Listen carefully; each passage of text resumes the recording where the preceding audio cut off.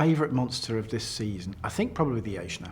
It's sort of series monster fighting coming of age kind of fight. It's a large crocodilian reptile-like thing. We wanted to make sure it had a certain freshness to it, how it runs, how it moves, how it works. Hi, my name's Tim Crosby. I'm the visual effects supervisor for Witcher Season 3, and we're going to take a close look at shot breakdowns for the Aeschna fight. I am beloved by all and have no enemies. The Aeschna was 2 or 3 months in the design side of things. It started off size of a house, shrank a little bit when we realised that you've got to squeeze it onto the boat. But then my team, we worked to do some pre-visualisation on it. Okay, here's all the art department sketches.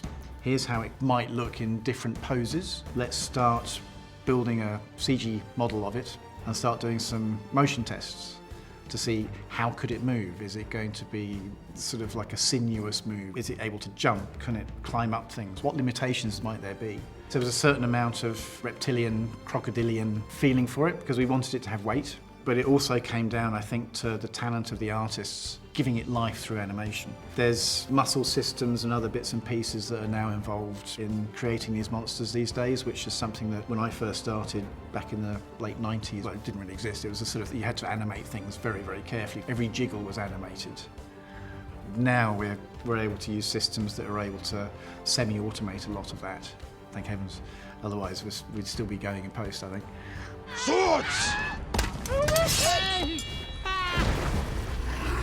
think it's a 4 or 5 day shoot. Essentially, we built the deck of the boat practically. The surface of the boat we wanted to build was a certain size. To get the lighting in to light that boat, you need more room. To get the blue screens in to go around the boat, you need more room again. It's a long and convoluted planning process prior to even putting anything in place. Our special effects guys built a really huge gimbal that the boat sat on, so the movement of the boat is practical.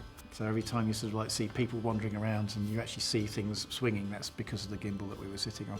All of the practical pieces on the boat that the monster knocks into were digital replacements to enable the weight of the monster to hit these things properly so that they'd move correctly. All the water and spray coming off the monster, that's all digital. Blood, clearly digital. Even the scratches that you'll see on the surface of the decking, that's all added in post as well. To help our actors actually understand where the monster is, what it's supposed to be doing, we did have stunt people wearing blue suits with pool noodles. It helps with knowing where they have to swipe the sword. The end of the Aeschna sequence in the fight, where she stabs the monster through the head, shot that a couple of ways. First, just clean, comes down, all the rest of it. And then we thought it might be nice, just for the hell of it, to get Siri to imagine she was getting splattered with blood. So it wasn't actually in the original plan, but we shot it so that we could potentially add CG blood as a little later bit, and it stayed in the cut. I was very happy with that. All these little moments that we tried to get in, you don't really know how well that's going to work. I won't say it's in the lap of the gods, it's in the lap of the animators. But every single shot in this sequence was really involved, had a lot of planning prior to, had a lot of fun on the shoot, which was really short, and then months in post to make it work. You know, I thought it would have gills like a zeugl. Now you know.